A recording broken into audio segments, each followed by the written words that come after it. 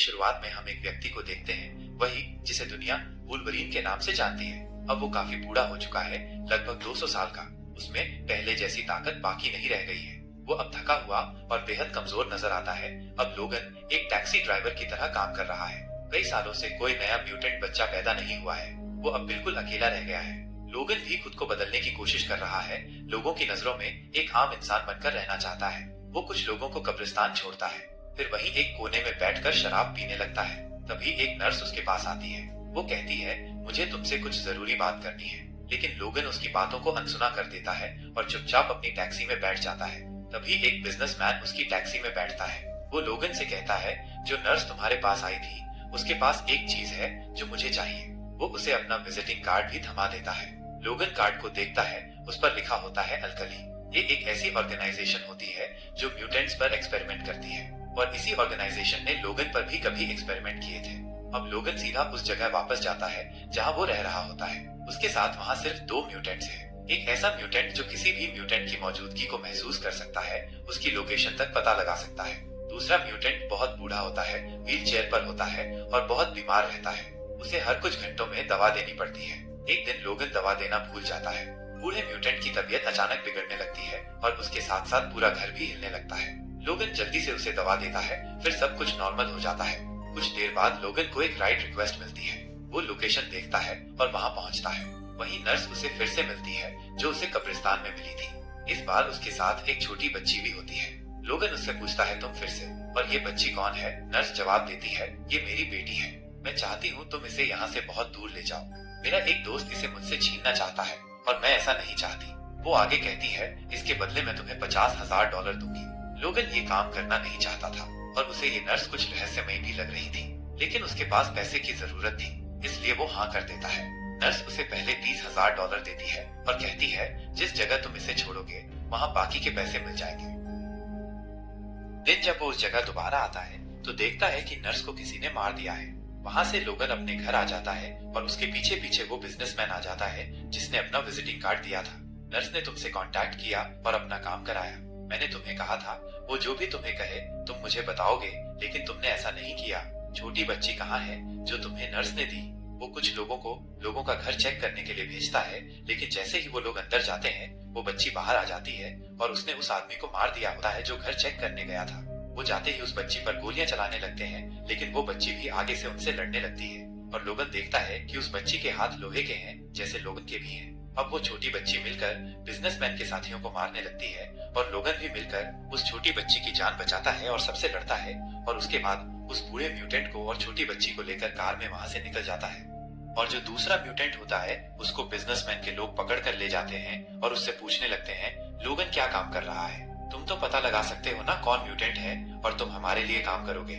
और वो म्यूटेंट ये करने के लिए मना कर देता है तो बिजनेसमैन उसे सनलाइट में कर देता है और उसे एक्सपोज करने लग जाता है, जिसके बाद उसकी स्किन जलने लग जाती है और वो बता देता है लोगन खुद को म्यूटेंट बनने से छुपाना चाहता है और साथ ही साथ उसको मजबूरी समझकर इस चीज को मानना पड़ता है। इस वजह से इनका साथ देता है। तो हम लोगन को देखते हैं गाड़ी ड्राइव कर रहा है। वो गाड़ी चलाते चलाते मोबाइल देखता है जो नर्स का होता है। नर्स ने उसमें कुछ वीडियो रिकॉर्ड की होती है। उसमें वो ये बता रही होती है, अब म्यूटेंट बच्चे पैदा नहीं होते तो इस ऑर्गेनाइजेशन के लोग कुछ लोगों को पकड़ते हैं, फीमेल होती हैं और इनके पास कुछ म्यूटेंट का डीएनए पड़ा होता है और वो डीएनए उन फीमेल में इंजेक्ट कर देते हैं और वे प्रेग्नेंट हो जाती हैं। और जब उनके बेबीज होते हैं तो वे म्यूटेंट होते हैं। फिर उनको ट्रेनिंग दी जाती है, लेकिन धीरे धीरे देखा गया कि वे म्यूटेंट बच्चे इस तरीके से रिएक्ट नहीं कर रहे थे जिस तरह से असली म्यूटेंट बच्चे करते हैं। तो ये डिसाइड हुआ कि इन सारे म्यूटेंट बच्चों को मार दिया जाएगा और नए एक्सपेरिमेंट करके नए म्यूटेंट बच्चे बनाए जाएंगे। जब नर्सों को पता चली तो नर्सों ने इनकी भागने में मदद की। इनमें से एक बच्ची वही बच्ची होती है जिसे नर्स ने कहा था कि लोगन, ये मेरी बेटी है। अब ये तीनों चलते रहते हैं, यानी लोगन गाड़ी चलाता रहता है। अब रात को एक होटल में रुकते हैं। वहाँ पहुंचकर लोगन उस छोटी बच्ची का बैग चेक करने लगता है। उसके बैग में उसके डॉक्यूमेंट्स पड़े होते हैं। जब लोगन उसकी फाइल देखता है तो वो देखता है कि जिन म्यूटेंट्स का डीएनए उसमें है वो कोई और नहीं बल्कि लोगन ही है, यानी वो छोटी बच्ची लोगन की ही बेटी है और लोगन उसका बाप है।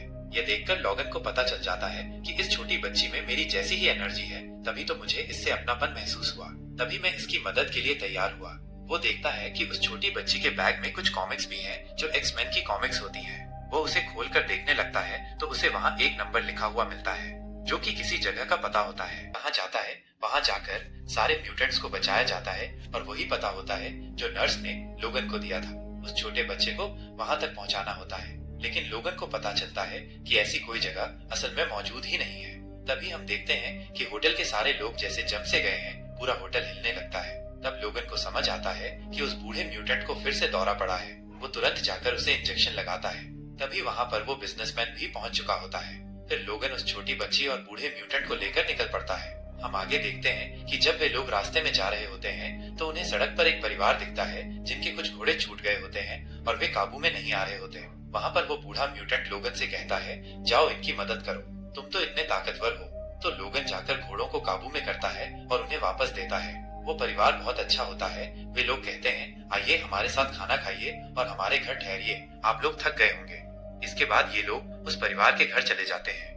ऑर्गेनाइजेशन का बनाया गया नया म्यूटेंट जिसका नाम X-24 है, वो आ जाता है और वहां आकर सारे लोगों को मार देता है, इवन उस बूढ़े म्यूटेंट को भी जो बेचारा आराम से सो रहा था।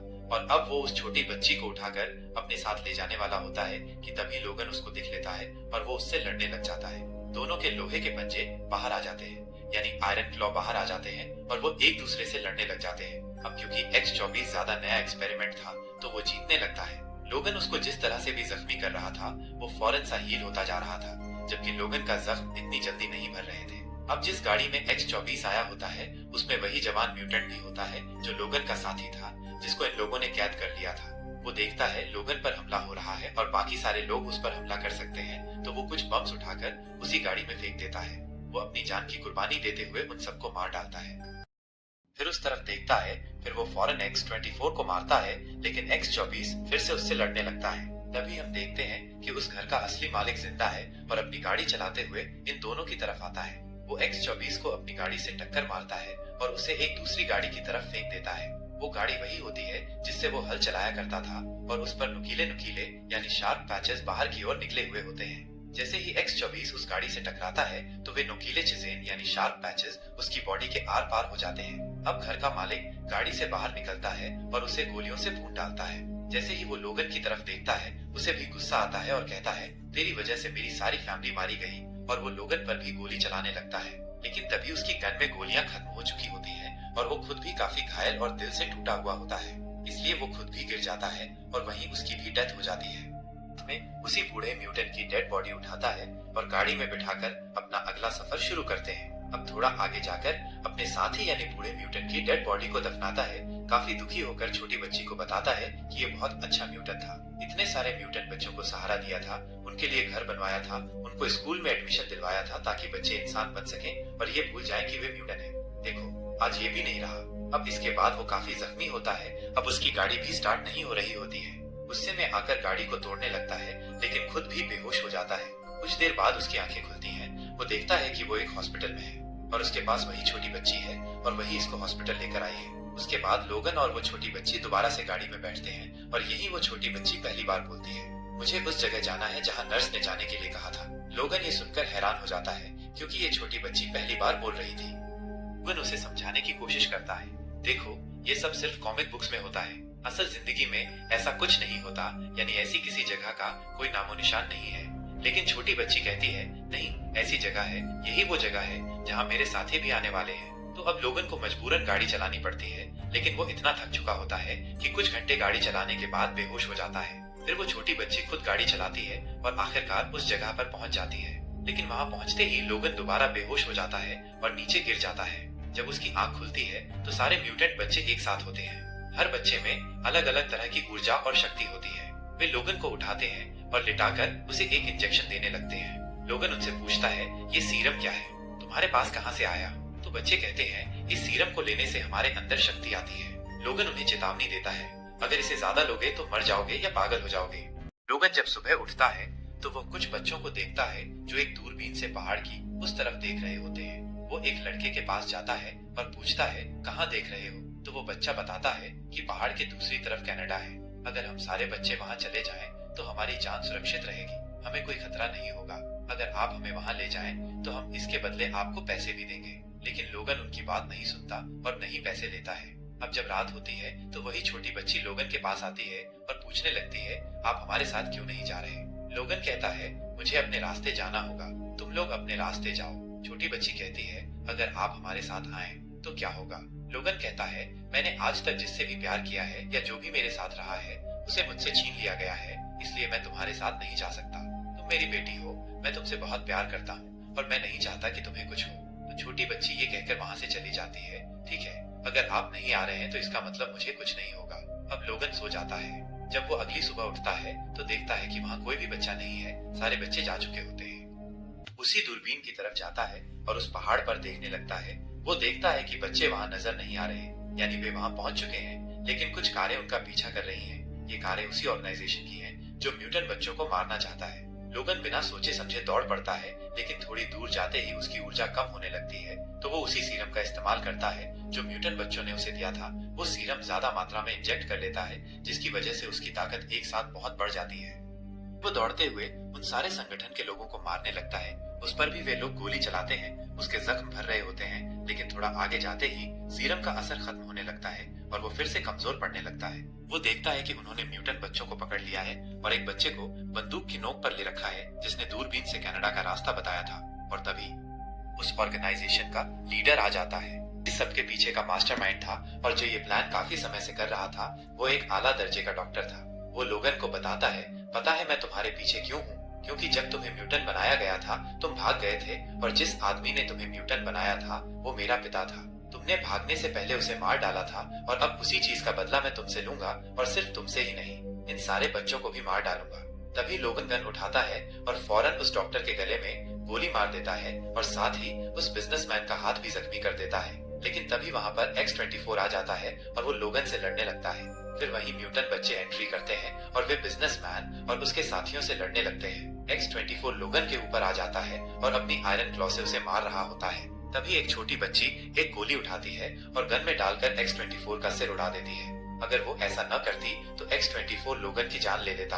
अब वो छोटी बच्ची भागकर लोगन के पास आती है और कहती है, आइए मैं आपको अपने साथ ले जाती हूँ। पर लोगन कहता है, मेरी बेटी तुम यहाँ से जाओ, मैं जख्मी हो चुका हूँ और मैं नहीं चाहता कि तुम भी वैसे म्यूटेंट बनो जैसा ये लोग तुम्हें बनाना चाहते हैं। पर वो बच्ची वहाँ से जाना नहीं चाहती थी। वो कहती है, आप मेरे डैडी हैं, मुझे आपके साथ रहना है। लोगन ये सुनकर मुस्कुराता है, क्योंकि उसे अपनी बेटी के मुंह से डैडी सुनना बहुत अच्छा लगता है और पहली बार उसे अफसोस होता है कि वो और जी नहीं सकता। और इसी के साथ लोगन की मौत हो जाती है और वो बच्ची बहुत ज्यादा रोती है। फिर सारे म्यूटेंट बच्चे लोगन को दफनाते हैं और बहुत उदास होते हैं। अब लोगन की कब्र के ऊपर क्रॉस का निशान होता है। जब सारे बच्चे वहां से जाने लगते हैं तो वो बच्ची उस क्रॉस के निशान को पलटकर X- बना देती है। अगर आपको वीडियो पसंद आए तो चैनल को सब्सक्राइब करें और वीडियो को लाइक करें।